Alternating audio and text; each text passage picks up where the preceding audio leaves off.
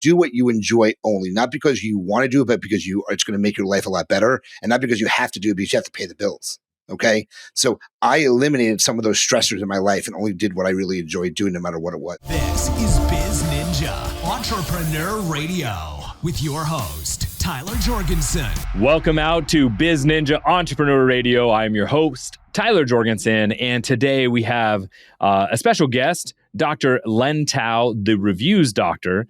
And the reason I'm really excited to talk with Dr. Tau is I've always loved the business of dentistry and the business of medicine, like the bridge between being a professional and business. I think it's so fascinating because so many people get into a profession but don't learn business, and Dr. Tau has. And so we're going to go through his journey, what he did along the way, what he's doing now. So welcome out to the show, Dr. Tau. Super excited to have you here. Thanks for having me, Tyler. I appreciate it. Starting at the end, you just sold and moved on from being a practice owner, and we're going to go through all of that. But let's dial it way back. When was the moment in your life where you first realized you were an entrepreneur? So I think it all started when I was a young kid, let's say 13 years old. My tennis coach was actually selling baseball cards, and I was a big baseball card collector, and I decided that I would one day go to a show with him to learn the business, I guess you can say. And that night I went home and said to my parents, I needed a loan. I wanted to go into baseball card business. My parents were like, "You're crazy, but here's some money." And lo and behold, at 13 years old, I started a baseball card business called Lenny's Lineup. I was making $60,000 a year. I paid my parents back. Let me go back. It was called L&M's Lineup. Okay. Len and Mort. My dad's name was Mort because my dad gave me the loan. I paid him back his money and got rid of him, and it was named Lenny's Lineup. And rebranded. And rebranded, yes, yeah. And so at 13 years old, I was making about $60,000 a year till I was 17. I saw an end to the traditional trade show market when I was going to college, and I sold the business, and then the market took a big dive. Obviously now collectibles are a tremendous business to be in. But that's where my entrepreneurial journey started. It's fascinating because like the wax pack era of baseball cards, it never became what we thought it was going to be, but there was a small window where there was a lot of trading and velocity. And now we're back to what we thought the 80s were going to be, where cards actually have value again. It's really fascinating. Yep. How did you decide? I mean, you're making good money, way more money. I mean, you're more than the U.S. average income as a 13-year-old, but you decided to go to college and go the traditional route. How did you land on dental as the direction you wanted to go? So my dad was a dentist. He would actually have an office in my home. We called it the lower level. I called it the basement. He called it the lower level, but it was in the basement of our home. And I would venture down there and watch him change people's lives and smiles. And I did not think I was going to be a dentist. I thought about law. I thought about accounting, which was too boring for me. I thought about a lot of different options. And I still remember, I thought I was going to go into law school. And I was very, very poignant moment in my life. I was sitting at in New Orleans, where I went to college, watching headline news. Okay. And a stat came on, and it said in the year 2020, and this was 1992, in the year 2020, there'll be 100% more lawyers than there are now. I just made a decision. I said, I'm not sure law's for me. And I called my parents up. I said, I think I've made a decision to go to dental school. And I still very vividly remember my mother telling me that I was selling myself to the devil. That's what she said to me. And I told her that's the decision I made, and I applied to dental school, got into Tufts Dental School, and the rest is history, I guess you can say. You know, that brings up something really fascinating, because I think that business owners' spouses have a very biased view of most businesses, because the average business owner and entrepreneur comes home and vents about their day. So the business owner's spouse tends to only hear the negatives of the business, right? So that's not an uncommon thing, what you said, where your mom's like, that's horrible, because she probably is used to dad venting about what happened that day. My mom worked for my dad too. So my mom was actually in the trenches. She was the front desk person. She was the person who greeted everybody. So, but yeah, that's how it kind of came about. So what did you learn anything from, like, maybe what not to do from what mom and dad did? Well, my dad sat me down and said, I got a couple of things for you. One is I'm going to pay for your college education. And I always like to say that I've worked very hard in my life. I haven't been given anything other than a college education. So my parents paid for my dental school and my college. So I came out of school with no debt. And he sat me down and said, I'm doing this for you, but I want you to work your tush off. I want you to be at the top of your class. I want you to do as much dentistry as you can in dental school, because the goal was to join him in practice. Unfortunately, my dad developed cancer, and that kind of got squashed because he had to sell a second practice. But the point of it was I learned a lot from my dad on what to do and what not to do in dental school, and I took it to heart, and I really learned a lot of and became a really well-rounded dentist, but even a more well-rounded businessman, because I went to business courses with him, and they don't teach you that in dental school. Yeah, and I think that is why it's always been fascinating to me on the intersection of business and professionalism, right? And I've seen some medical professionals or even like legal professionals will have an aversion to marketing and sales because they think it like degrades their practice and their skill or their expertise. But if your goal is to help people and they don't know you exist, you're not going to be able to help people, right? So there has to be a healthy intersection there. You not only have you done a great job of that with yourself, but you work with a lot of other practice owners. What are some of the best things that you're seeing? Like what mindset or what things do practice owners need to do to actually be good in business? So I think you have to really have an open mind to learn different things. We were taught to be, tooth fillers and tooth cutters, and we're very good at that. But the far majority of dentists are not very good businessmen because they don't teach it in dental school. So I think you have to be willing to learn. I think you have to be willing to accept constructive criticism. I think you have to be willing to be coached. And when I bought my practice, so I bought my practice in 2007, and I thought I knew everything. I said, I'm at the top of the world, and I was really, put on my legs and pegs and beat down by the things you have to know to be a business owner, a dental business owner. I mean, you're basically a mini CEO of the practice. You run everything. And I was not cut out for it. I had to learn a lot. I had to get coached. I had to take a lot of constructive criticism, but I was willing and open and malleable. I was molded, and I learned it, and it really showed. And my business dramatically increased over the years. Yeah. And I think that's what happens is people, a lot of times the path is you graduate, you get the degree, you start working in the profession, and now you're like, okay, I'm good. I have the book smarts. Now I have some practical experience. I know how to be a dentist. And then you buy a practice and it's like, oh, there is so much more happening behind the scenes that I didn't know about. So if you're not open-minded, man, you just start hitting conflict and conflict after conflict. It is fascinating to me the state of mental health in dentistry. What are your thoughts on that? Well, it's interesting you said that because the practice I bought was from a dentist who committed suicide. So, so it just happened. That was a good segue into this topic. I thought I was going to be able to handle the ins and outs of running a business. Which I did. I handled it extremely well, but I worked my tail off. We were open 25 hours a week from the minute I opened the office till the minute I sold. We never increased the hours.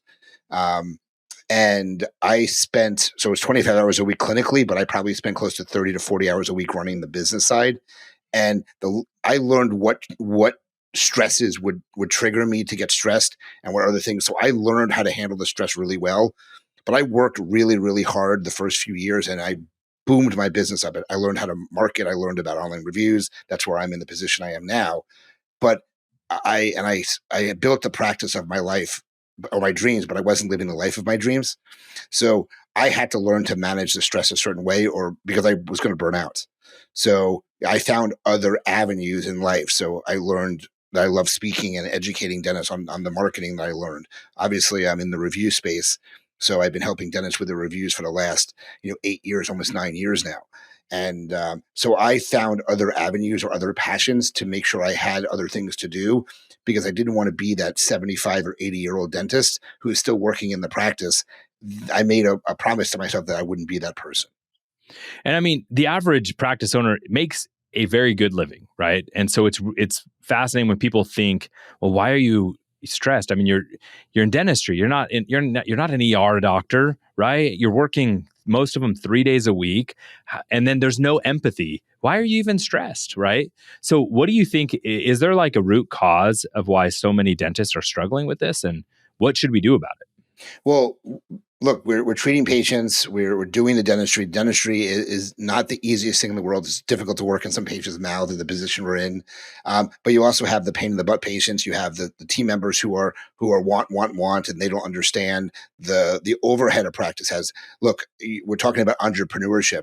The overhead, a lot of practices would trade, or a lot of dentists would trade the amount of debt and the amount of overhead they have for something that's not as stressful. I can guarantee you that. But I mean, we're the average dental practice is somewhere between 60 and 70%, which if you think about it, you're making 30 cents on the dollar. So yes, we're bringing in good income, and that's what the team doesn't see. They see the money coming in, but they don't see the money going out.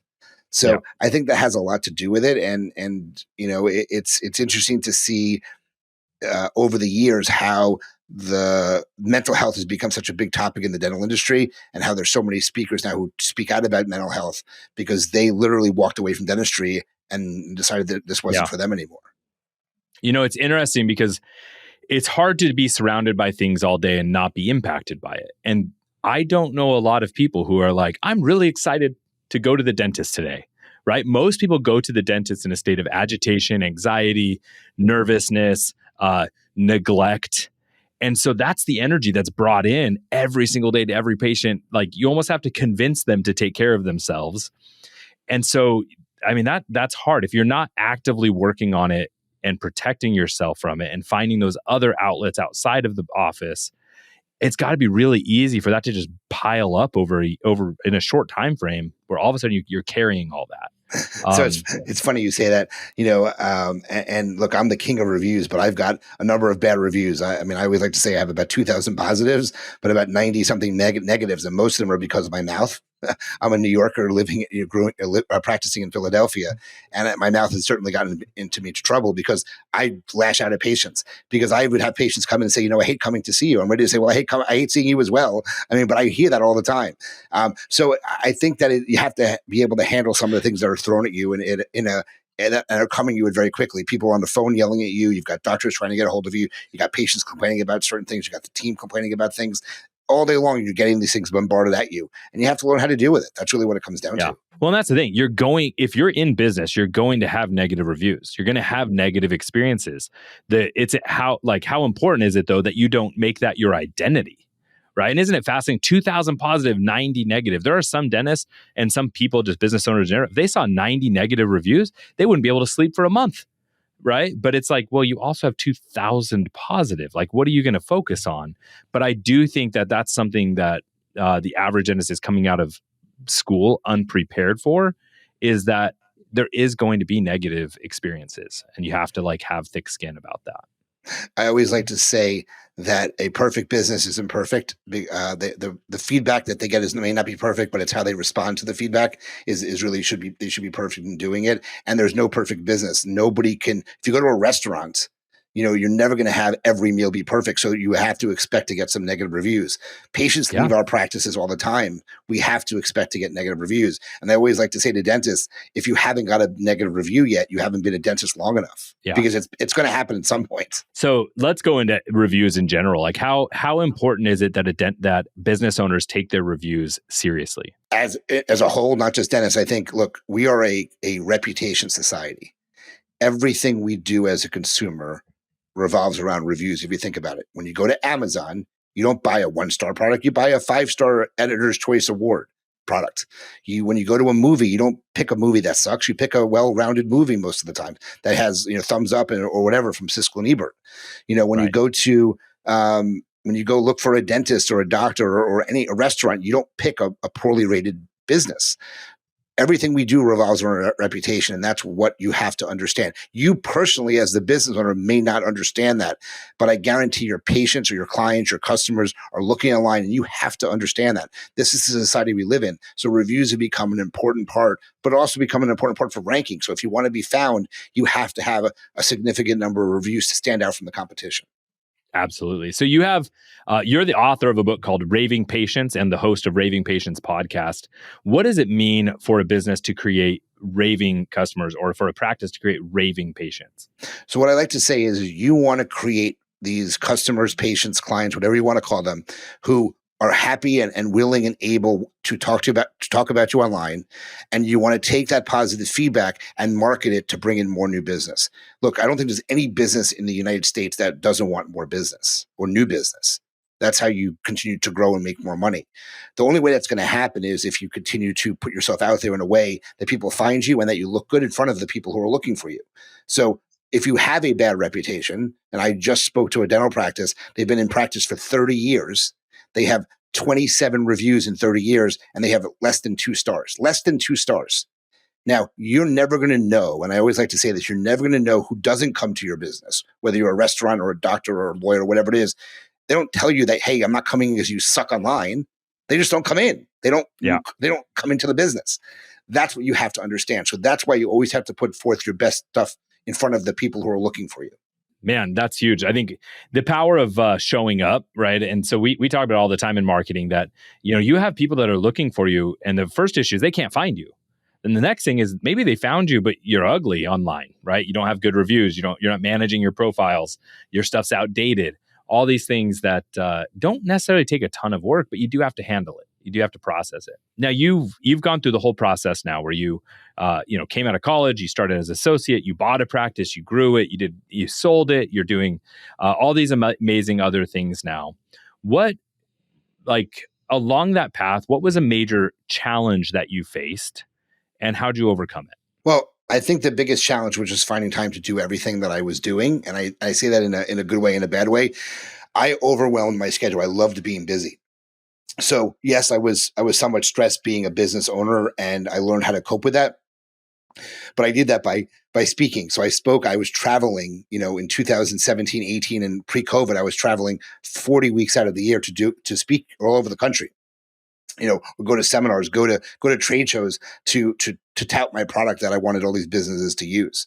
So, I think one of the things I'm really proud about is how I was able to manage that and manage it really well, to a point where I was now able to exit my main career, have other things that I can fall back on, and still be, comfortable and happy in my life. I don't want to say money doesn't, it's not a money thing here. It's that right now I live a life where I wake up in the morning super excited to do what I'm going to do that day, no matter what it is that day. I could have a day that I'm speaking to you, Tyler, to that, I can have a day where I have 18 demos for Bird Eye, or I can be literally just doing some consulting, whatever it is. I wake up so excited. I'm very fortunate that I don't think I've ever woken up a day in my life where I haven't been happy or excited to do what I'm doing that day. And that's just what my DNA is. And that's a big deal, because you said there was a point where you got the practice working well. You had the practice of your dreams, but not the life of your dreams. So what did you have to fix to transition from, you still woke up happy and positive because that's your DNA, but it wasn't the life of your dreams? What did you have to change? So I built an amazing team in the office who supported me, and they were really important. And I sat them down and said, look, guys, I love dentistry, but I love other things even more. So I'm going to bring in an associate dentist, and it's going to allow me to step away from being in the practice five plus days a week, potentially, where I dropped down to 2 days a week. And that was a big emphasis. That was in 2017. In January of 2018, technically, I said, I'm not going to work more days than 2 days a week. And from that point on, I only worked 2 days a week. And the only other time I had to work full time again was when my associate left during COVID. Other than that, I still worked only 2 days a week in clinical practice. It gave me plenty of time to live my life, to spend time with my family, to still travel and do everything else I was doing. So that was a huge, huge step for me to take, was to step away from the practice. My team understood it. They were able to run the business without me being there, and the practice ran by itself because we were a well-oiled machine, because we put the systems in place necessary to make that happen. I mean, hopefully people can infer what the advice is there. But let's say you're talking to someone coming right out of dental school. What's the one piece of advice that you always give them, because that you don't want them to have a life that they don't love? I would say one big thing is only do what you enjoy doing. So when I first bought my practice, I was doing a ton of different procedures. And as a general dentist, you can. And I finally realized a number of years in that I didn't enjoy doing oral surgery. I didn't enjoy, doing periodontal surgery. I didn't enjoy doing root canals. So I stopped doing it. Okay. So do what you enjoy only, not because you want to do it, but because it's going to make your life a lot better, and not because you have to do it, because you have to pay the bills. Okay. So I eliminated some of those stressors in my life and only did what I really enjoyed doing, no matter what it was. That was a huge thing. And that's the advice I give to every new dentist coming out, is only do what you enjoy doing. That's huge. And I think that's important. I mean, that can be a dental thing, that can be any business. It's so easy in the early days to just want to say yes to whatever the work that comes, because you're early. You're in that kind of a little bit of a scarcity mindset. You're trying to fill up the calendar the first time. But I would agree that is the fastest recipe towards unhappiness and not enjoying your job. Is all of a sudden you wake up, you look at a calendar, you're not excited about what's on the calendar. So I think that's phenomenal advice for any entrepreneur and any business owner, especially obviously dentists. But what you've got some cool stuff coming up. You've got an event. Tell us a little bit about why you're planning an event, and then tell us about the event. So I've been educating. I started speaking in 2010, and I've given over 450 presentations over the last, 12 plus 13 years now. I love entertaining. I love educating on things that other people don't understand and don't know. So that became a huge part of my life and a huge part of my passion. And I know how to run a business. So I have unique skills that really have put me in the forefront of the dental industry. And I branched out. I spoke at 2 plastic surgery meetings this year. So, reviews are all over the place. Any business can use them. So I'm obviously multidimensional here. And, but I wanted to take the entertainment and the education to the next level. And now that I live in Florida, so I moved 2 years ago to Florida from Philadelphia. And I said, you know what? I want to finally have people come down to see me once in a while. So I have an event called Supercharge Your Dental Practice. It's in Delray Beach on September 29th and 30th of 2023. It's a 2-day event. The first day is focused on the marketing side of dentistry, and the second day is focused on the business side of dentistry. And it's for dentists, but it's a 2-day event. We've got some great education, 17 speakers, 14 hours of continuing education. There's 23 sponsors who are already committed to coming to the events. We're going to have probably over 200 dentists at the events. And I'm just really excited to finally, this has been on my mental bucket list or my goals for a very long time. And I was finally able to achieve this particular goal once I knew I was no longer going to be involved in the owning of a practice and then obviously doing dentistry anymore. Yeah. And I think it's great. I mean, I know you plan far ahead and you've been planning this and getting it ready. So once you were able to exit the practice, it was already in motion. And you already have a ton of speakers, a ton of sponsors lined up. I know it's going to be a really amazing event. Any curveballs that happened while you were planning and lessons for those that are planning something big? I think the venue is always a curveball. They throw things at you like you never imagined. I'm using a third-party company to assist me with the logistics behind the events. I knew that I didn't have enough knowledge about running the day-to-days that needed to run the event. So my responsibility was getting the speakers and getting the sponsors, and I'm working with this company to help me with everything else. But I hear through their conversations that the venue is a pain in the butt. I mean, it just honestly, the biggest one is getting the speakers to send you what you need in a timely manner. And it's amazing how many times you have to message somebody to get them to send you some pieces of information that you need. So it's just one of the many things you manage. Yeah. Well, I think anytime you're building something big, we have an assumption that everyone will just do the simple tasks. But everyone is filled with their current schedules, their current days. And so in marketing in general, it's amazing how the same concept we have issues in marketing where it's like, well, why would I email this person or text or have a company send a text message to that person? They already know we exist. It's like, yeah, they know they were supposed to come in for a 6-month cleaning. You and I both know they didn't. You're going to need to remind them to get them to book. And that's probably going to take more than one touch to be able to help them do it. And the goal is to help them do the thing they know they need to do.